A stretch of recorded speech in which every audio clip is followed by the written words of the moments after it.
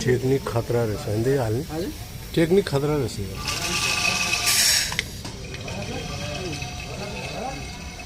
उताबाट हावा दिएपछि माथिबाट तान्ने